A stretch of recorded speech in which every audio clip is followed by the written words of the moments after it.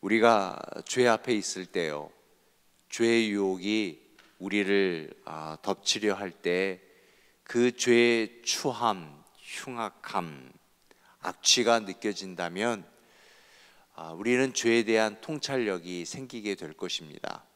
그런데 문제는 죄를 짓기 전이나 죄를 지은 후에도 죄에 대한 그런 추악함, 흉악함들이 별로 느껴지지가 않습니다.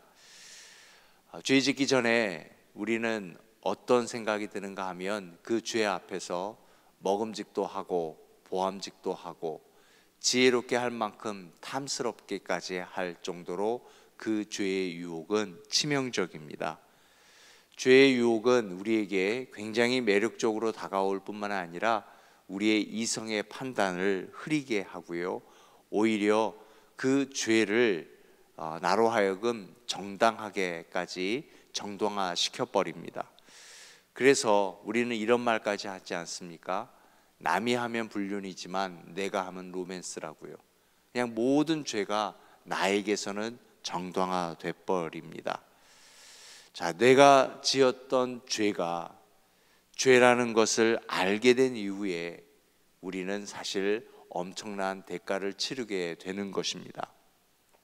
오늘 우리가 읽은 성경은 주전 586년입니다.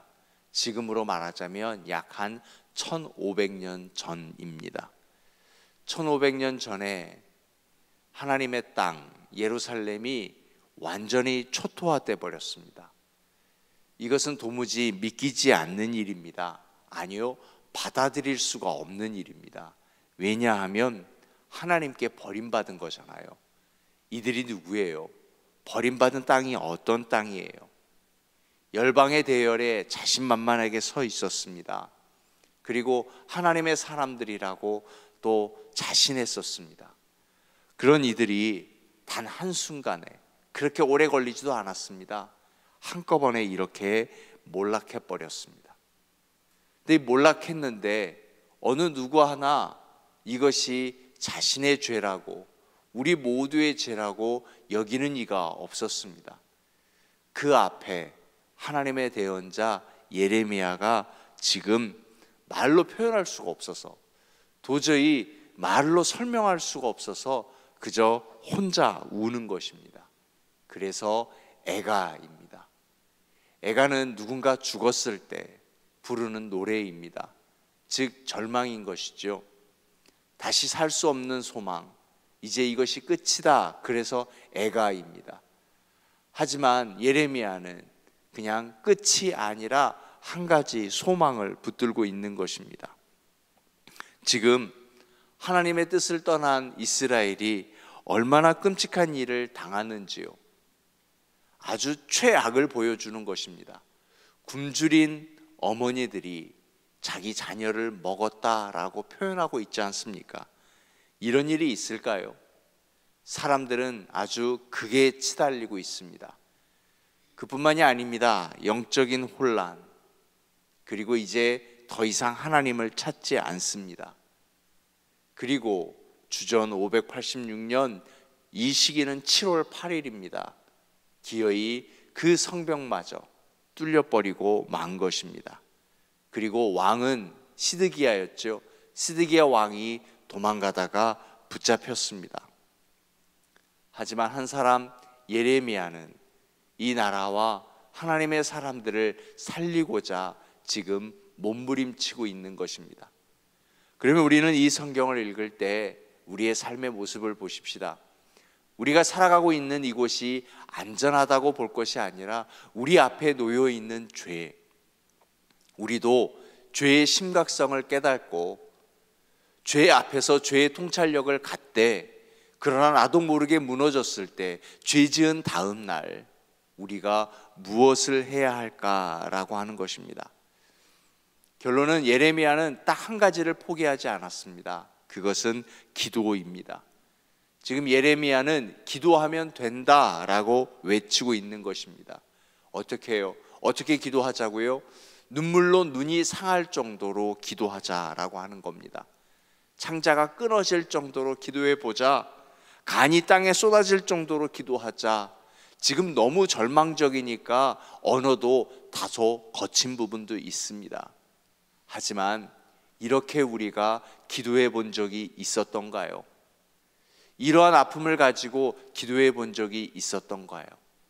그래서 우리가 다시 이 말씀을 통해서 기도를 회복해 보자라고 하는 것입니다. 18절에 보니까 스스로 쉬지 말고 내 눈동자를 쉬게 하지 말지어다. 스스로 쉬지 말라라고 하는 것은 초지일관하라라고 하는 것입니다. 변함이 없고 포기하지 말라. 무엇을요? 기도를 포기하지 말라라고 하는 겁니다. 지금 쉽게 얘기하면 이스라엘은 죄 지은 다음 날입니다. 바로 죄 지은 다음 날인데 이렇게 성벽이 뚫리고 기근이 찾아오고 삶이 완전히 뒤집어져 버렸습니다. 자, 그럼 죄 지은 다음 날 두 가지가 남습니다. 후회가 남고요, 회개가 남습니다. 비슷해 보이지만 큰 차이가 있습니다. 둘 다 과거를 잘못한 것에 돌이켜본다는 의미에 있어서 동일한 거지만, 회개는 나의 죄를 하나님 앞에 의탁하는 것입니다. 용서함을 구하는 것입니다. 그 죄를 안타까워하는 것입니다. 하지만 후회라고 하는 것은요, 그냥 그 죄값은 그냥 자기가 그대로 지고 가는 것입니다. 안타까워할 뿐 그 죄에 대해서 어떠한 해결점도 없는 것이 후회인 것입니다. 사랑하는 여러분, 우리는 죄 지었다 거기서 끝날 것이 아니라 우리는 후회가 아니라 회개의 자리로 가야 하는 것입니다.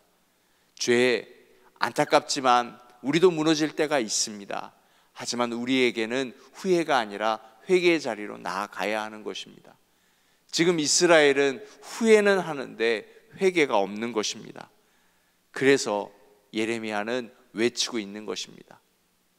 성벽이 뚫렸다 할지라도, 기근이 찾아온다 할지라도 예레미야에게는 희망줄이 하나 있습니다.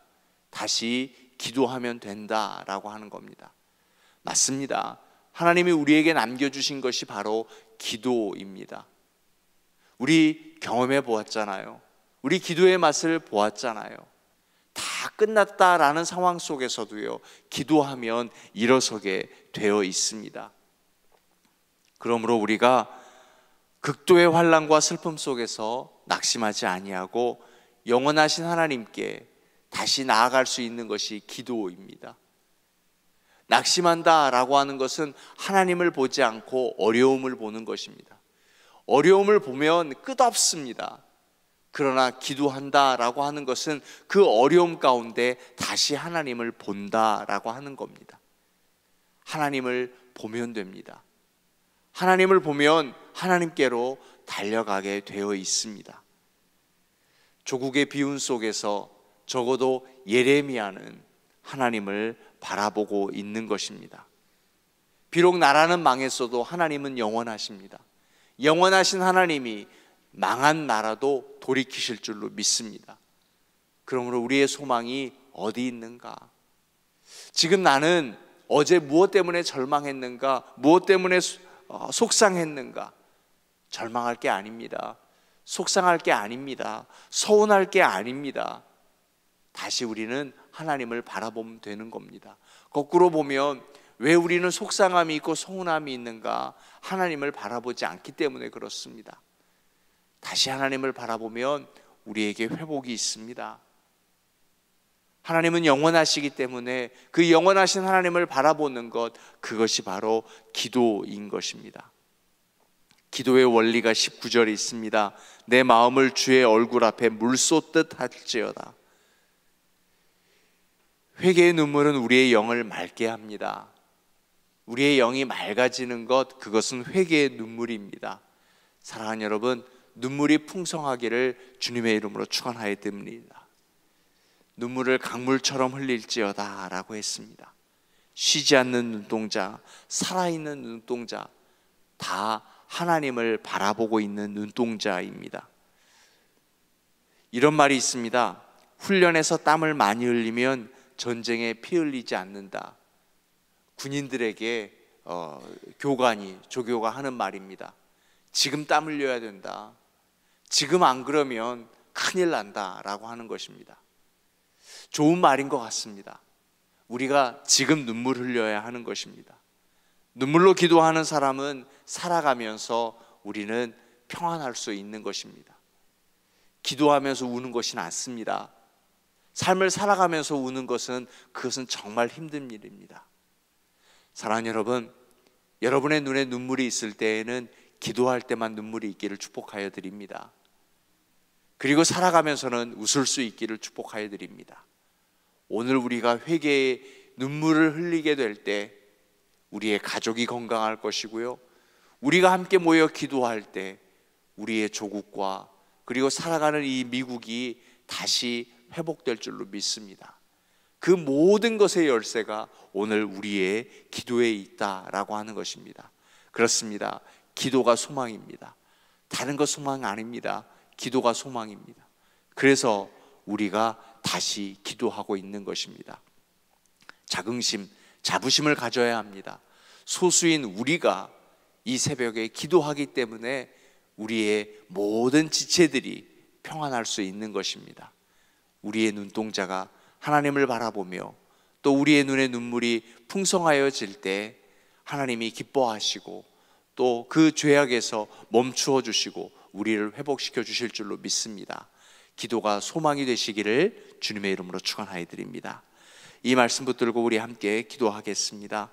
내 마음에 주의 얼굴 앞에 물 쏟듯 할지어다 라는 말씀 붙들고, 하나님, 눈물이 강처럼 흘릴 때 우리의 삶의 평안함을 회복시켜 주시옵소서. 후회가 아니라 회개함이 있게 하여 주옵소서 기도하시고요. 오늘 두나미스 나잇 전도서 11장입니다. 사무엘 목사님 말씀 나누실 때 저희들에게 큰 깨달음과 또 도전이 있을 수 있도록 기도해 주시고요. 우리 교회가 진행 중인 느헤미야 프로젝트, 그리고 이번 주일 야유회 위해서 기도해 주시고, 출타죽에 있는 성도, 아프신 분들, 다치신 분들 위해서 우리 함께 기도합니다. 통성으로 기도하겠습니다.